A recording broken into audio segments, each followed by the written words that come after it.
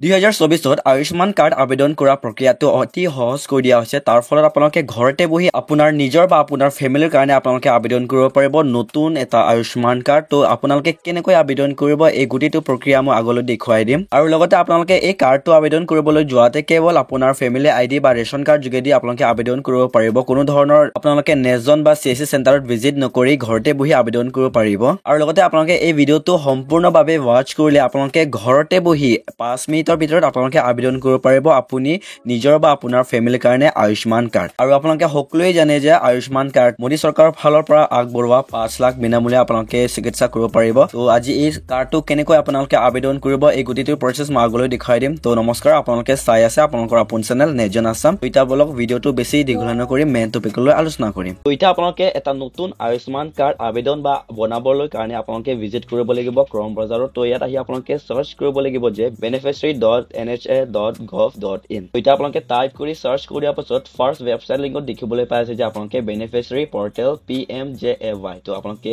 এই অপশ্যনত ক্লিক কৰি দিব।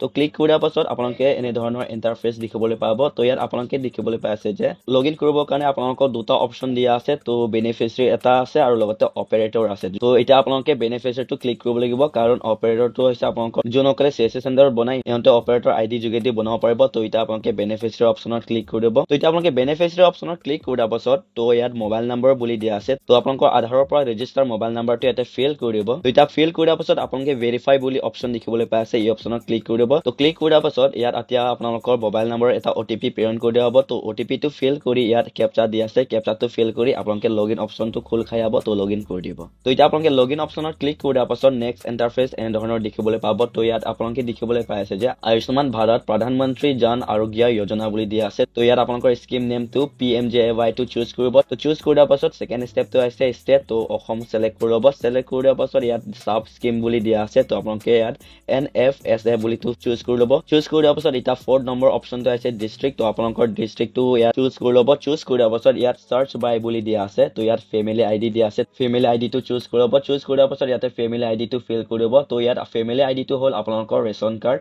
তো ৰেচন কাৰ্ডটো অবভিয়াছলি চবৰে আছে। তো ৰেচন কাৰ্ডটো ইয়াত নাম্বাৰটো ফিল কৰি দিব।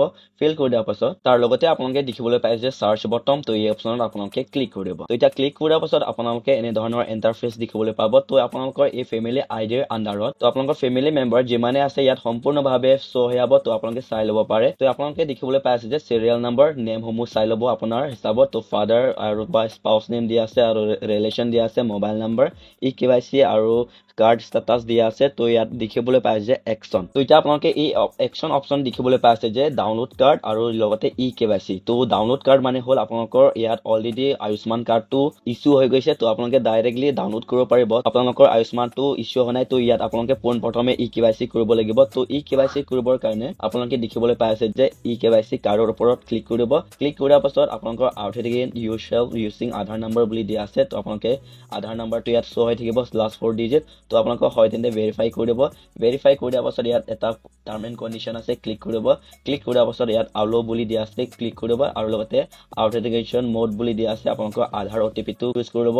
চুজ কৰি দিয়াৰ পাছত আধাৰ নম্বৰত এটা OTP যাব আৰু লগতে বেনিফিচিয়াৰী মোবাইল নম্বৰত এটা OTP যাব। তো আপোনালোকে এই দুটা বক্সত ফিল কৰিব পোনপ্ৰথমে। তো এতিয়া আপোনালোকে এই দুটা বক্সত ফিল কৰাৰ পাছত আউথেণ্টিকেট মোডটো খুলি আহিছে। তো আপোনালোকে ক্লিক কৰিব। ক্লিক কৰি দিয়াৰ পাছত আপোনালোকে এনে ধৰণৰ ইণ্টাৰফেচ দেখিবলৈ পাব। তো ইয়াত আপোনালোকৰ ফেমিলি মেম্বাৰটো সম্পূৰ্ণভাৱে শ্ব' হৈ গৈছে। তো এতিয়া আপোনালোকে কাৰ নামত KYC টো কৰিব আপোনালোকে চুজ কৰি ল'ব। চুজ কৰি দিয়াৰ পাছত ইয়াত দেখিবলৈ পাই আছে যে KYC অপশ্যন। তো আধাৰ OTP টো ক্লিক কৰিব। ক্লিক কৰাৰ পাছত আকৌ এবাৰ ভেৰিফাই বুলি অপশ্যন দিয়া আছে। তো আপোনালোকে ভেৰিফাই অপশ্যনত ক্লিক কৰিব। ক্লিক কৰাৰ পাছত আকৌ এবাৰ টাৰ্ম এণ্ড কণ্ডিশ্যন দিয়া আছে পপ আপ। তো আপোনালোকে ক্লিক কৰি এলো অপশ্যনত ক্লিক কৰিব।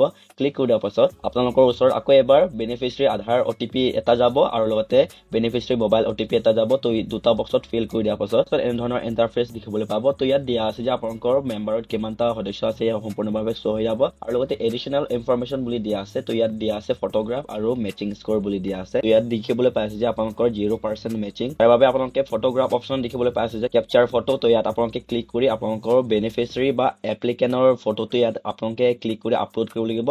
তো আপলোড কৰি দিয়াৰ পাছত অকণমান স্ক্ৰল ডাউন কৰি দেখিবলৈ পাই আছে যে do you have mobile number বুলি অপশ্যন আছে। তো আপোনালোকৰ মোবাইল নম্বৰ আছে তেন্তে য়েছ দিব, নাই তেন্তে আপোনালোকে নো দি দিব। যদি আছে আপোনালোকে য়েছ অপশ্যনত ক্লিক কৰি ইয়াত আপোনালোকৰ মোবাইল নাম্বাৰটো ফিল কৰি দিব। মোবাইল নাম্বাৰ ফিল কৰি দিয়াৰ পাছত আপোনালোকে দেখিবলৈ পাইছে যে ভেৰিফাই এই অপশ্যনত ক্লিক কৰি দিব ক্লিক কৰি দিয়াৰ পাছত আপোনালোকৰ মোবাইল নম্বৰত এটা OTP প্ৰেৰণ কৰি হ'ব তো ইয়াত OTP টো ফিল কৰি আপোনালোকে এনে ধৰণৰ দেখিবলৈ পাব তো ইয়াত দেখিবলৈ পাই আছে আৰু লগতে ইয়াৰ অফ বাৰ্থ ইয়াত অলৰেডি ফিল হৈ থাকিব আৰু দিয়া আছে ইয়াতে ৰিলেশ্যন উইথ ফেমিলি হেড ইয়াত আপোনালোকৰ ফেমিলি আইডি আপোনালোকে ফিল কৰিছিলে তো ফেমিলি আইডিৰ বেনিফিচিয়াৰীৰ পৰা ইয়াত আপোনাৰ বৰ্তমান আবেদন কৰা ৰিলেশ্যন কি হয় ইয়াতে শ্ব' হৈ থাকিব আৰু লগতে অকণমান স্ক্ৰল ডাউন কৰি ইয়াত আপোনালোকৰ এৰিয়াৰ পিন কোডটো ফিল কৰি দিব ফিল কৰি দিয়াৰ পাছত আপোনালোকৰ ষ্টেটটো অলৰেডি চিলেক্ট হৈ থাকিব আৰু লগতে আপোনালোকে দেখিবলৈ পাই আছে যে ডিষ্ট্ৰিক্টটো চুজ কৰি ল'ব তো চুজ কৰিবৰ কাৰণে আপোনালোকে চিলেক্ট অপশ্যনত ক্লিক কৰি দিব ক্লিক কৰি দিয়াৰ পাছত আপোনালোকৰ ডিষ্ট্ৰিক্টটো ইয়াতে চুজ কৰি ল'ব চুজ কৰি দিয়াৰ পাছত ক্লিক কৰি দিব ক্লিক কৰি দিয়াৰ পাছত যেতিয়া আপোনালোকে ডিষ্ট্ৰিক্টটো চুজ কৰি দিয়াৰ পাছত নেক্সট অপশ্যনটো আহিছে আপোনালোকৰ ৰুৰেল অৰ আৰবান তাৰ মানে হ'ল আপোনালোকে গাঁৱত থাকে না চহৰত তো গাঁৱত থাকে তেন্তে আপোনালোকে ৰুৰেলটো চিলেক্ট কৰিব বা আপোনালোকৰ টাউনত থাকে বা চহৰত থাকে তেন্তে আপোনালোকে আৰবানটো চুজ কৰিব তো মই বৰ্তমান ৰুৰেলটো চুজ কৰিছো চুজ কৰি দিয়াৰ পাছত আপোনালোকে সাব ডিষ্ট্ৰিক্ট আৰু ভিলেজ অট'মেটিকলি শ্ব' হৈ যাব